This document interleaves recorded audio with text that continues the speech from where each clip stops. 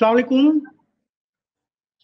সারা Bangla .net আয়োজিত সমসাময়িক ঘটনাবলী নিয়ে বিশেষ আয়োজন সারা বাংলা ফোকাস এ আপনাদেরকে আমন্ত্রণ জানাচ্ছি।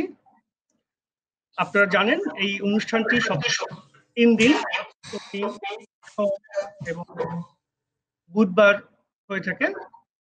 আমাদের আজকের বিষয় কোভিড-19 ঢাকা নিউ ইয়র্ক কৌশল। আমাদের আজকের এই আলোচনায় আলোচক হিসেবে যুক্ত হয়েছেন নিউ ইয়র্কের আলবার্ট আইনস্টাইন কলেজ অফ মেডিসিনের অ্যাসিস্ট্যান্ট প্রফেসর ডাক্তার রুমানা সাবুর। আপা, আপনাকে স্বাগত অনুষ্ঠানে। তোমাকে ধন্যবাদ। আমাদের সঙ্গে যুক্ত হয়েছেন ডক্টর এম মোস্তাক হোসেন। তিনি IEDCR এর সাবেক প্রধান বৈজ্ঞানিক কর্মকর্তা। স্যার, আপনি শুনতে পাচ্ছেন? মোস্তাক স্যারের সঙ্গে হয়তো কিছুটা কারিগরি বিষয়ে বিঘ্ন ঘটছে।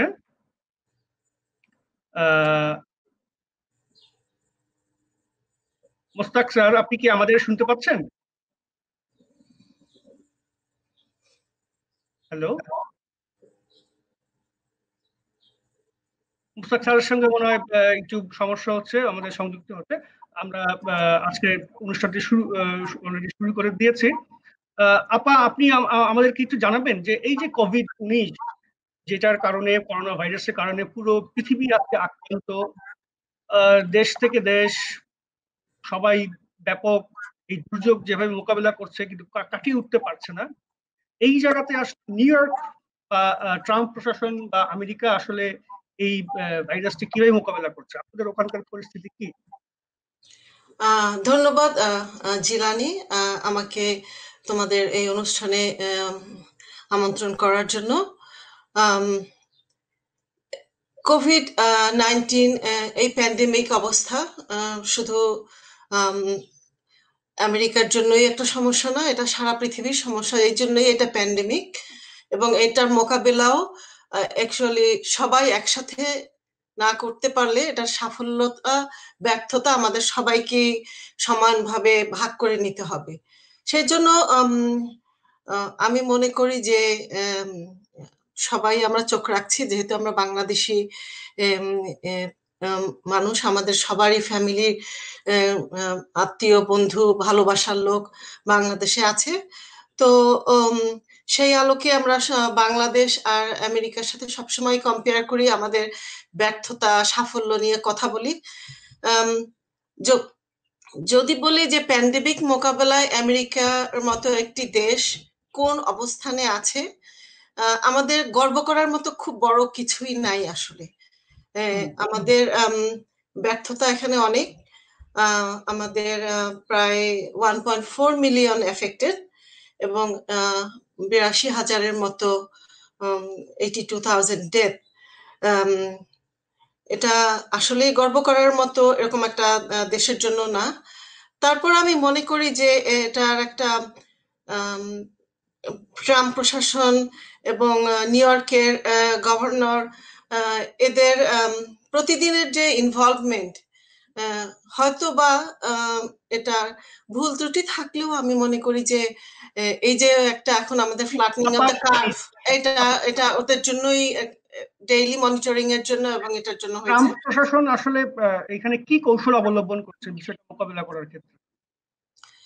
এখানে একটা বিরাট অ্যাকচুয়ালি সমস্যা যেটা হচ্ছে,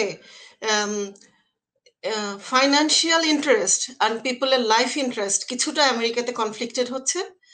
ট্রাম্প প্রশাসনের অ্যাকচুয়ালি পিপলের লাইফের ইন্টারেস্টের সাথে সাথে ওদের ফাইন্যান্সিয়াল ইন্টারেস্টটাকেও ওরা বেশি গুরুত্ব দিচ্ছে, যার জন্য নিউ ইয়র্কের সাথে লোকাল গভর্নরের সাথে ট্রাম্প প্রশাসনের অনেক কনফ্লিক্ট হচ্ছে। ওরা যেভাবে করে ধাপে ধাপে দেশটাকে খোলার চেষ্টা করছে, লোকাল গভর্নর অনেক জায়গায় এগুলিকে অ্যাকসেপ্ট করার না অ্যাকসেপ্ট করার চেষ্টা করছে। ওভারঅল ট্রাম্প প্রশাসনের ব্যর্থতা কিন্তু অনেক।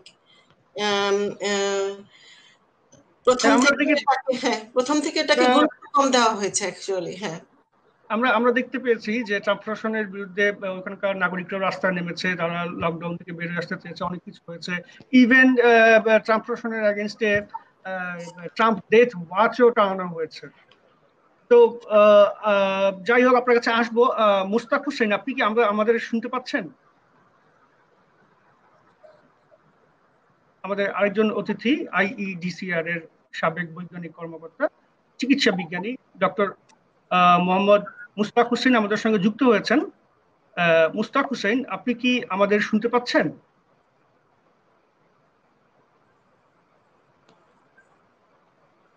ওনার সঙ্গে সংযুক্ত হতে হয়তো কারিগরি সমস্যা হচ্ছে। আচ্ছা রুমানা আপা, আপনার কাছে আবার ফিরে আসছি।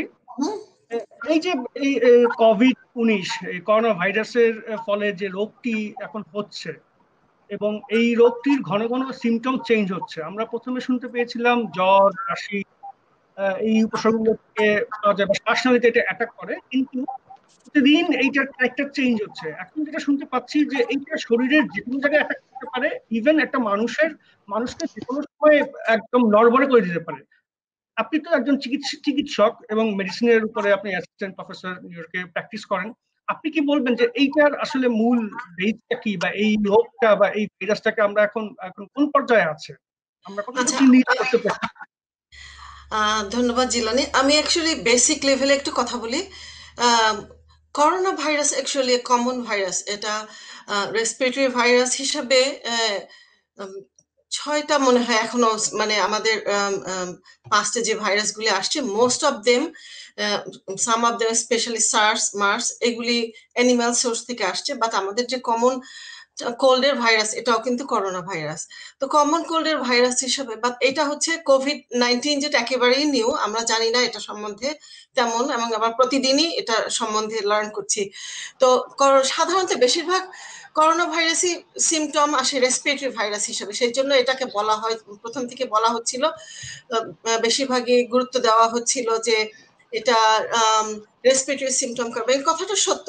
তবে আমি আবারও বলি যে যত মানুষ করোনা ভাইরাস এফেক্টেড হয়, এর মধ্যে 80% মানুষ লাইট রেসপিরেটরি সিমটম নিয়েই কিন্তু ভালো হয়ে যায়। যেমন একটু সর্দি হয়, একটু কাশি হয়, একটু গলা ব্যথা হয়, এটাই কিন্তু মেইন সিমটম। তারপরে এদের 20% এটা থেকে যারা, এদের severe, moderate to severe symptom হয়। সো আমেরিকাতে, আমি একই সাথে বলে যাই যে আমেরিকাতে কিন্তু mild symptom, mild and early moderate সিমটমের পিপলদেরকে সবসময় এনকারেজ করা হয় বাসায় থাকার জন্য। বাসায় সেলফ কোয়ারেন্টাইন হয়ে জাস্ট নিজেকে সিমটোমেটিক ট্রিটমেন্ট করা, হাইড্রেট করা, জ্বরের জন্য ওষুধ খাওয়া, কাশির জন্য ওষুধ খাওয়া, আর মেইন ফোকাস থাকা কাউকে ভাইরাসটা যাতে ট্রান্সমিট না হয়, এটা। সো 80% পিপল কিন্তু, আমরা যারা প্রাইমারি কেয়ার ফিজিশিয়ান, আমরা বলি যে যেদিন থেকে কোভিড, আমরা লকডাউনে চলে গিয়েছি, আমরা আমাদের প্র্যাকটিসটা বন্ধ করে, ফিজিক্যালি ভিজিট বন্ধ করে, সবাই কিন্তু আমরা টেলিমেডিসিন করছি। প্রথম আচ্ছা, প্রথম দিকে আমরা সকাল থেকে বিকাল পর্যন্ত অ্যাটলিস্ট 50 পিপুল আমরা টেক কেয়ার দিনে। হুম। এখন ওইটা নেমে এসে 30 পিপুলের মতো হয়ে গেছে। তো সকাল তার থেকে মানে তার মানে হচ্ছে আসলে আপনারা ওইখানে চিকিৎসা পদ্ধতিতে একটু পরিবর্তন এনেছেন। হ্যাঁ, অন্যান্য রোগীদেরকে চিকিৎসা দিচ্ছেন টেলিমেডিসিনের সাহায্যে। হ্যাঁ, হ্যাঁ, এবং এবং 80% কোভিড পিপলকে সাহায্য হ্যাঁ, আপনারা বিকল্প একটা ওয়েতে ট্রিটমেন্ট দিচ্ছেন, কিন্তু আমাদের এখানে বাস্তবতা ভিন্ন। যাই হোক, আমরা আবার ফিরে যাই ডক্টর মুস্তাক হোসেনের কাছে। স্যার, আপনি কি আমাদের শুনতে পাচ্ছেন? জি, আমি একটু যান্ত্রিক সমস্যা, প্রথমে শুনতে পারি না, এখন শুনতে আচ্ছা, পেরেছি, আচ্ছা। আবার কথাগুলো শুনেছি। হ্যাঁ, ধন্যবাদ, আপনি শেষ পর্যন্ত আমাদের সঙ্গে যুক্ত হতে পেরেছেন। আমরা শুরু করে দিয়েছি। আমাদের আজকের বিষয় ছিল কোভিড-19 ঢাকা নিউ ইয়র্ক কৌশল। আমরা এতক্ষণ আপনার কাছ থেকে শুনলাম যে ট্রাম্প প্রশাসন বা নিউ ইয়র্ক কিভাবে এই কোন কৌশলের কোভিডকে মোকাবেলা করছে, বা আপনারা জানেন যে আজকে বাংলাদেশে কোভিডে আক্রান্তের হার সর্বোচ্চ 1,100 62 জন 1000 আক্রান্ত হচ্ছে। হ্যাঁ, 1000 1162 জন আক্রান্ত হয়েছেন আজকে, রেকর্ড। এবং মৃতের হারও রেকর্ড, 19 জন।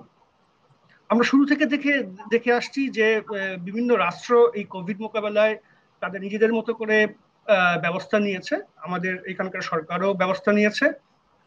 অন্যান্য জায়গাতে সরাসরি লকডাউন, অন্যান্য রাষ্ট্রে লকডাউন মেনটেন করা হলেও আমাদের এইখানে আসলে লকডাউন না, আমরা বলছি সাময়িক ছুটি। শুরুতে এই সাময়িক ছুটি অনেকটাই কঠোর ছিল, কিন্তু দিন যত মানে যাচ্ছে আমাদের জীবন জীবিকার স্বার্থে এই সাময়িক ছুটিতে আসলে শিথিলতা দেখতে পাচ্ছি আমরা। প্রথমে খুলে খুলে দেওয়া হয়েছে আমাদের পোশাক খাত, আস্তে আস্তে আমরা মসজিদ মন্দিরে যেতে শুরু করেছি, তারপরে দোকানপাট খুলে দেওয়া হয়েছে। আমি জানতে চাইবো আমাদের আইইডিসিআর এর সাবেক প্রধান বৈজ্ঞানিক কর্মকর্তা মুস্তাক হোসেনের কাছে, এই যে ঢাকা যে কৌশলে এগোচ্ছে কোভিড মোকাবেলায়, এটা আসলে এই কৌশলটা কতটুকু কার্যকরী? ধন্যবাদ।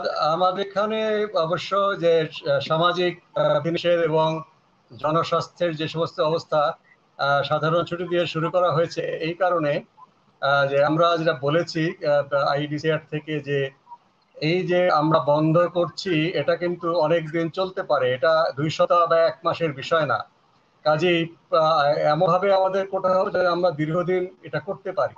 কাজেই সাধারণ ছুটি বলে সেটা চালু করা হয়েছে এই কারণে অত্যাবশ্যকীয় কাজগুলো চলবে, কিন্তু যেখানে সংক্রমণের ক্লাস্টার পাওয়া যাবে সেই ক্লাস্টারে একেবারে কারফিউ মতো অবস্থা থাকবে।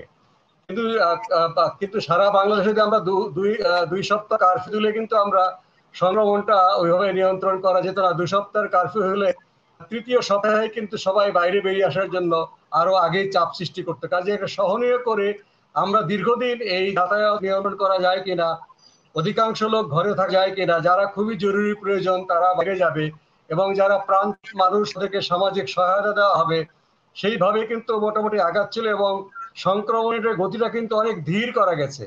আজকে প্রায় 50 দিন পার হতে যাচ্ছে 26শে মার্চের পরে। দেখুন সংক্রমণটা কিন্তু এই সপ্তাহের আগ পর্যন্ত ধীরে ধীরে আগাচ্ছিল।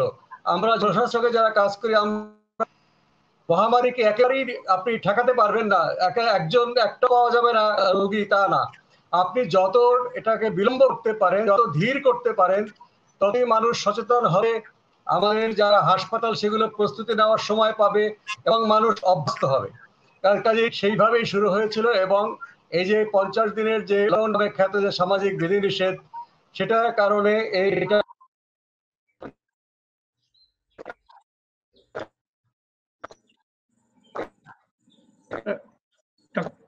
ডক্টর মোস্তাক হোসেনের সঙ্গে আবার হয়তো কারিগরি সমস্যা হচ্ছে, আমরা তাকে শুনতে পাচ্ছি না। আবার তার আমরা শুনতে পাচ্ছি না, আবার আমাদের সঙ্গে তার স্পিকার বিচ্ছিন্ন হয়ে গেছে। আমরা ফিরে যাচ্ছি রুমানা সবুরের কাছে। রুমানা সবুর, এই যে ডক্টর মুস্তাক হোসেন বলছিলেন যে আমাদের এখানকার পরিস্থিতিতে শুরুতে আমরা ব্যাপক নিয়ন্ত্রণে ছিলাম, কিন্তু দিন যত যাচ্ছিল তখনই লাফিয়ে লাফিয়ে আক্রান্তের হার বাড়ছে, এবং এইখানে জীবন এবং জীবিকার একটি বিষয় আছে। মানুষ, উনি যেমনটি বলছিলেন যে বেশি দিন মানুষকে ঘরে আটকে রাখাও সম্ভব না, যে সবাই বের হয়ে যাবে। কিন্তু আমরা যেটা দেখতে পাচ্ছি যে শুরুতে মানুষ যতদিন ঘরের মধ্যে ছিল আমাদের আক্রান্ত এবং মৃতের হার কম ছিল। যখন থেকেই মানুষ ঘর থেকে বের হওয়া শুরু করলো এবং সবচেয়ে শিথিল হওয়া শুরু করলো, তখনই কিন্তু লাফিয়ে লাফিয়ে এই সংখ্যাটা দ্বিগুণ হতে থাকলো। এই জায়গাতে আসলে আপনারা চিকিৎসকরা আসলে জিনিসটা কিভাবে দেখছেন, আসলে এটাকে কিভাবে প্রতিরোধ সম্ভব? সো প্রথমে যখন নিউ ইয়র্কে, আমাদের মেইন হটস্পটটা আমেরিকার তো নিউ ইয়র্কে, আমেরিকায় নিউ ইয়র্কে মোট 3.5 লক্ষর মতো পিপল এফেক্টেড এবং 27,000-এর মতো মৃত্যু। সো মেইন, আমি নিউ ইয়র্কের সাথে বাংলাদেশের তুলনা করে এই জন্য, নিউ ইয়র্কের এই অবস্থার কারণ একই যেটা বাংলাদেশের জন্য হওয়ার কথা, সেটা হচ্ছে ঘনবসতি, স্পেশালি নিউ ইয়র্ক সিটি। এই যে আমাদের 3 লক্ষ মানুষ এফেক্টেড, তার মধ্যে কিন্তু 2 লক্ষর উপরে নিউ ইয়র্ক সিটি, যেটা কসমোপলিটন এরিয়া, ক্রাউডেড পিপল, এবং মৃত্যুর হারও এখানে প্রায় 20,000-এর মতো। সো বাংলাদেশ আর নিউ ইয়র্ক সিটি, এই দুইটার সাথে কম্পেয়ার করলে মোটামুটি কম্পেয়ারটা ঠিক মতো হবে। সো যখন বা আমেরিকাতে নিউ ইয়র্কে যখন এটা রাইজ করলো আমরা ওয়েট করলাম কবে এটা পিক হবে, এবং পিক থেকে প্লাটো হয়ে কয়েকদিন ছিল, তারপর এখন একটা ফলের দিকে আসছে। এই জিনিসটা রিচ করার জন্য আমাদের এখানে যেটা মোস্টলি এমফাসিস দেওয়া হলো যে সোশ্যাল ডিস্ট্যান্সিং, তারপরে হলো গিয়ে mostly social distancing, hand hygiene, mask পরা। মাস্কটা আমাদের অনেক উইকনেস ছিল দেখি আমাদের নাম্বারটা এত বড়, আমরা মাস্কটাকে এত এমফাসিস দেইনি। আর টেস্টিং এন্ড কন্টাক্ট ট্রেসিং এটাতে আমরা এখনো অনেক বেশি উইক।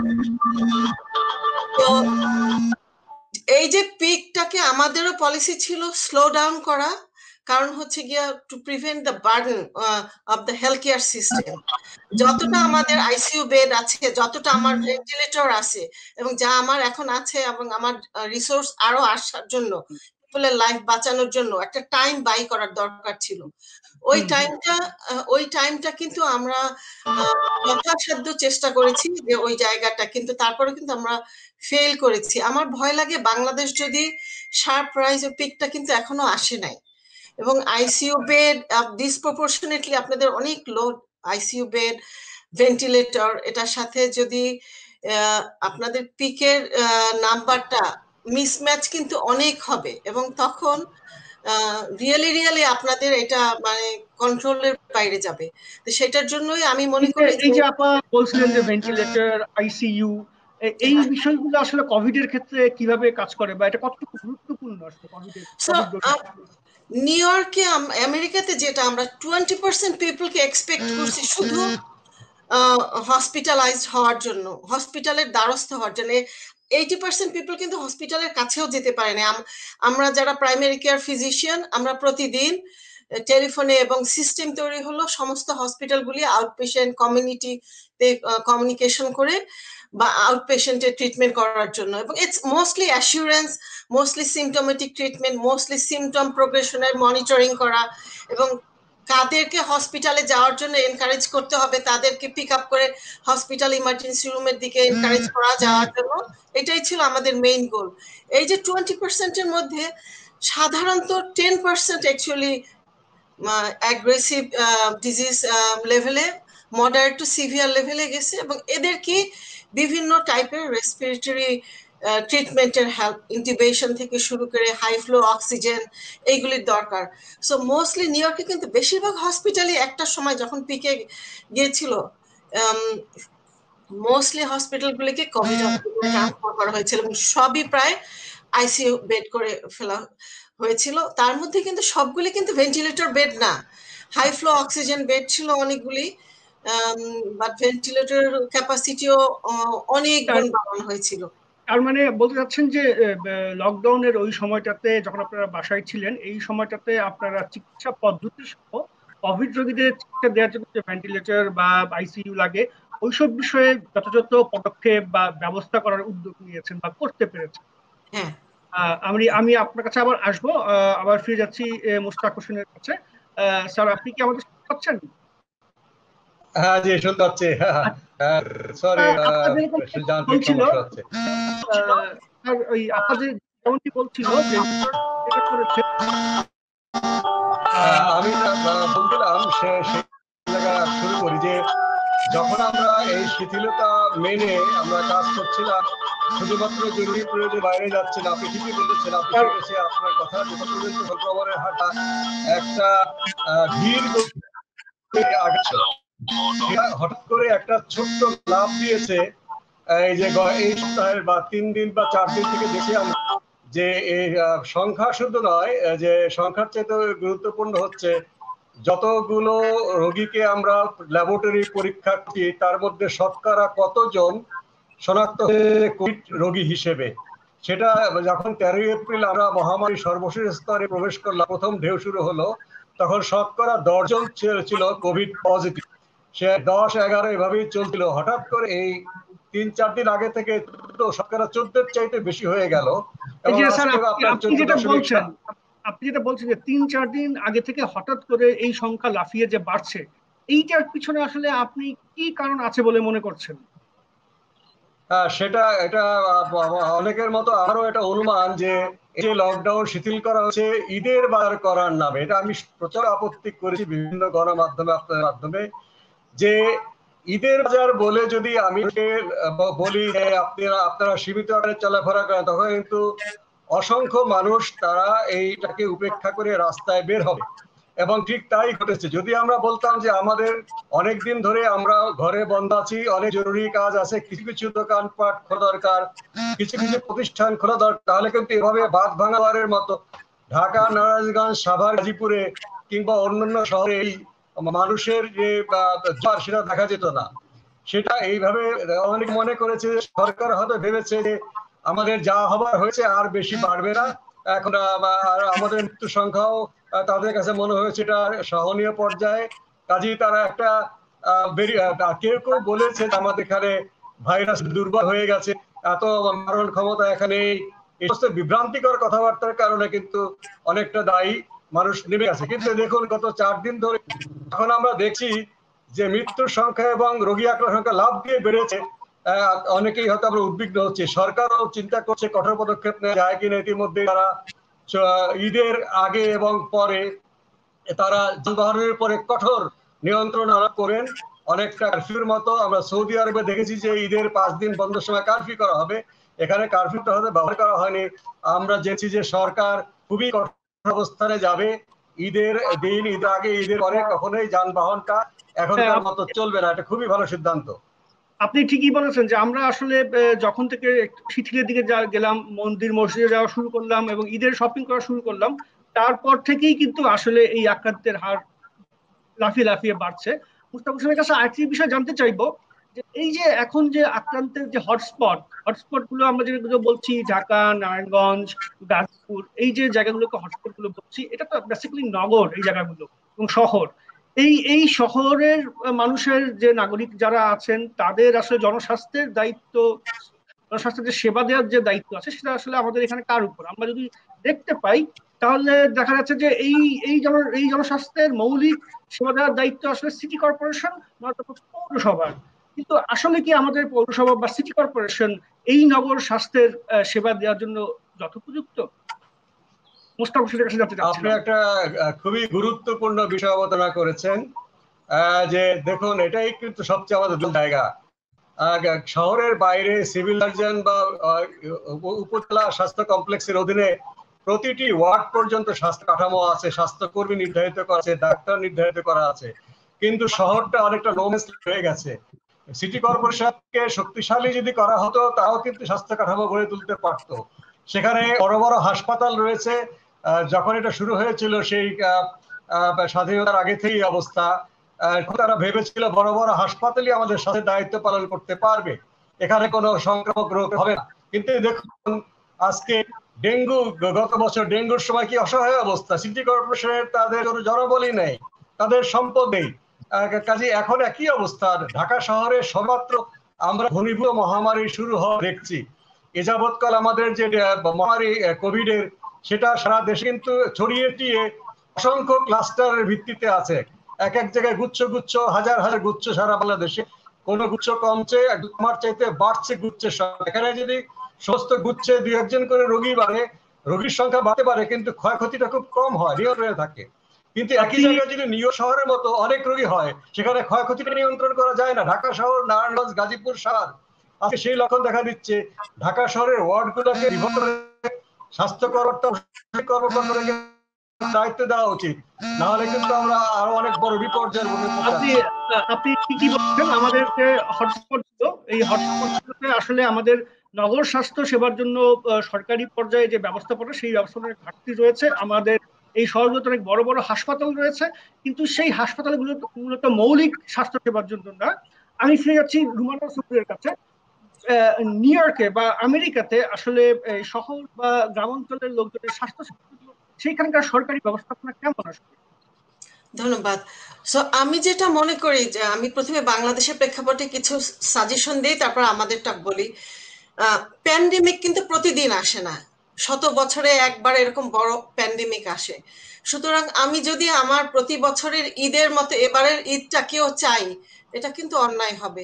এই আমেরিকাতে যখন প্যান্ডেমিক শুরু হলো, এদের ইস্টার গেল, একটা বিরাট রিলিজিয়াস ডে, অলমোস্ট আমাদের ঈদের মতো, ওরা কিন্তু এটাকে একেবারেই স্যাক্রিফাইস করলো। জুইশদের হলিডে গেল, ওরা স্যাক্রিফাইস করলো। আমরা আমরা এখানে যারা মুসলমান কমিউনিটি, আমাদের রোজার মাসটা কিন্তু অনেক বড় করে সেলিব্রেট করা হয় এখানে। আমরা নিজেরাও সবাই খতম তারাবি করতে যাই। আমরা কিন্তু সমস্ত কিছু বন্ধ করে বসে আছি ঘরে, অ্যাকসেপ্ট করে নিয়েছি যে এটা একটা ডিফারেন্ট। এটা লাগে আমি মাঝে মাঝে বলি, যদিও বলি এটা তৃতীয় বিশ্বযুদ্ধ, আর যখন কম্পেয়ার করি আমি বাংলাদেশের সাথে, আমি বলি এটা একাত্তরের মুক্তিযুদ্ধের মতো। বাংলাদেশ ৭১-এর মুক্তিযুদ্ধে আমরা সবাই ঘরে উঠি নাই, আমরা সবাই চাকরি ছেড়ে ঘরে উঠিনি, আমার যা ছিল আমি তা নিয়ে খেয়েছি, আমি নিজের সেফটির কথা সবার আগে চিন্তা করেছি, তারপরে আমি শত্রুর মোকাবেলা করেছি। এই কয়টা জিনিসই আমি করেছি। আমরা কেন এখন আমরা এই প্যান্ডেমিকটাকে ওভাবে চোখে দেখছি না? এই প্যান্ডেমিক কোথাও যাচ্ছে না। এই ভাইরাস অসম্ভব ভয়ঙ্কর একটা ভাইরাস, আনটিল এটা হার্ড ইমিউনিটি হবে, এবং হার্ড ইমিউনিটি হইতে হলে 70%কে এফেক্টেড হইতে হবে, এবং অনেক 70%-এর আপনার অ্যাটলিস্ট ডেথ রেট যেভাবে হয় 13 to 20% আপনার পিপল ডেথ হইতে হবে, তারপরে হার্ড ইমিউনিটি আসবে। সুতরাং হার্ড ইমিউনিটির উপরে অপেক্ষা করতে হলে আপনাদেরকে অনেক ক্যাজুয়ালিটিকে অ্যাকসেপ্ট করতে হবে। আর যদি আপনারা ভ্যাকসিনের জন্য অপেক্ষা করেন, তাহলে আপনাদেরকে সেই কয়টা দিন লাইফটাকে চেঞ্জ করে, রিয়ালিটিটাকে অ্যাকসেপ্ট করে, যেভাবে আমাদের সোশিও ইকোনমিক কন্ডিশন আছে সেটার মধ্যে অ্যাডজাস্ট করে একটা পলিসি বের করে মুভ করা দরকার। নিউ ইয়র্কে যেটা হচ্ছে, এখানে হেলথ কেয়ার সিস্টেম কিন্তু শুধু সরকারিভাবে ডিপেন্ডেন্ট না, এখানে বেসরকারিটাই সবচেয়ে বড় দেন সরকারি। কিন্তু কোনো রুগী যখন কোনো হসপিটালের দ্বারে যাবে, ইমার্জেন্সি রুমে যাবে, কখনোই কোনো হসপিটাল অ্যালাউড না কোনো রুগীকে রিজেক্ট করতে। প্রত্যেকটা রুগীর সমান রাইট, সরকারি হসপিটাল।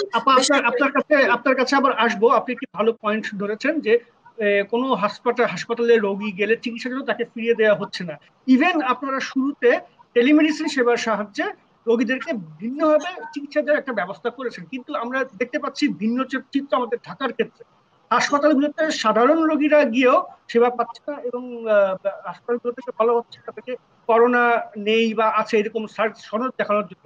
আমি মুশতাক হোসেনের কাছে, আসলে আমাদের ঢাকার হাসপাতালগুলোর এই অবস্থা কেন? আমরা কেন সাধারণ রোগীরা এই সময়ে সেবা পাচ্ছে না? দেখুন, এটা খুবই মানে একটা গুরুতর সমস্যা। প্রথম দিকে সমস্যা ছিল ডাক্তারদের পর্যাপ্ত পরিমাণে সুরক্ষা, সেই ট্রাক বা সুরক্ষা সামগ্রী ছিল না, সেটি সমাধান হয়েছে।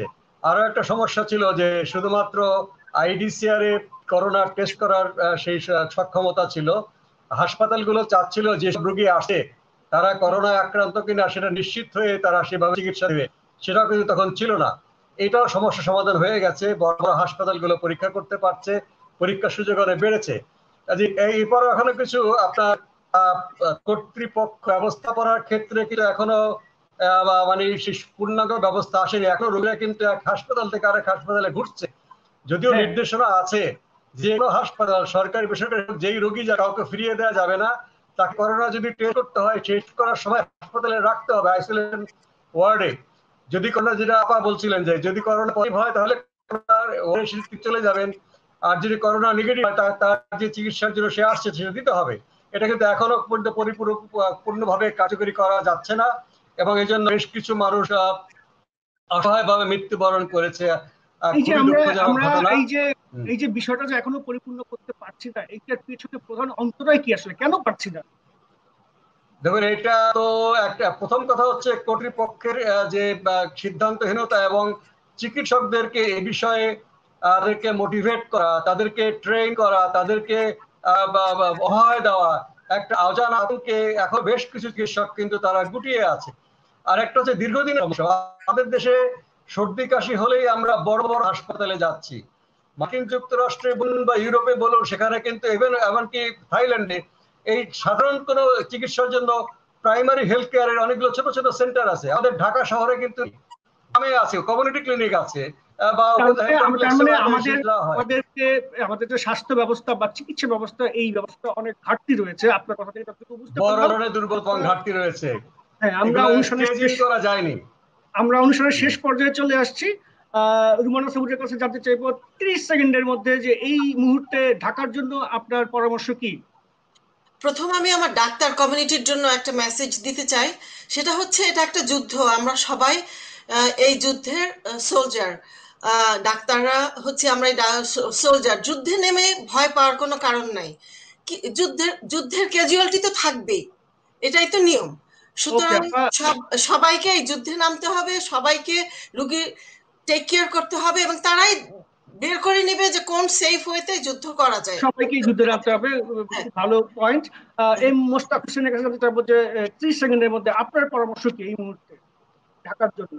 আমাদের ঠিকই বলেছেন আপা, যুদ্ধের চেতনা নিয়ে ঝাঁপিয়ে পড়তে হবে। একে আমরা সামাজিক বিধিনিষেধ মেনে চলবো, ঘরে থাকবো, জরুরি প্রয়োজন ছাড়া বাইরে যাব না। পাশাপাশি স্বাস্থ্য বিভাগকে এবং প্রশাসনকে যেখানে মহামারী অঞ্চল এবং যেখানে মহামারী এখনো পৌঁছেনি সেই জায়গাতেই ঘরে ঘরে স্বাস্থ্য সেবা এবং সামাজিক সহায়তা নিয়ে যেতে হবে। আমরা রোগীদেরকে বাছাই করে আলাদা করবো যেন তারা অন্যদের সংক্রমিত করতে পারে, আর সামাজিক সহায়তা যাদের দরকার সেই সহায়তা দিয়ে তাকে ঘরে থাকতে আমরা সহায়তা করব। এইভাবে যদি আমরা একটা সামগ্রিক প্যাকেজ নিয়ে যাই, আমরা নিয়ন্ত্রণ করতে পারবো মহামারীকে। ধন্যবাদ মুস্তাক হোসেন, এবং ধন্যবাদ রুমানা সবুর নিউ ইয়র্ক থেকে আমাদের সঙ্গে যুক্ত হওয়ার জন্য। ধন্যবাদ এতক্ষণ যারা দর্শক আমাদের এই অনুষ্ঠান দেখছিলেন। আপনাদের মাঝে আবার ফিরে আসবো আগামী শনিবার, আমাদের সঙ্গেই থাকুন। ধন্যবাদ সবাইকে।